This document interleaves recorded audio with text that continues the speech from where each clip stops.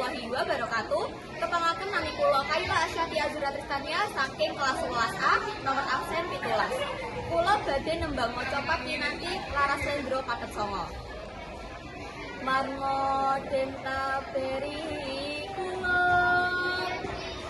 angulah lan iping ati rino wengi ben anadya pandak panduk ing pambuti bengkas kaharganing priya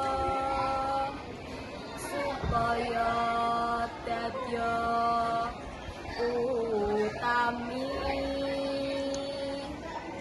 Wassalamualaikum warahmatullahi wabarakatuh.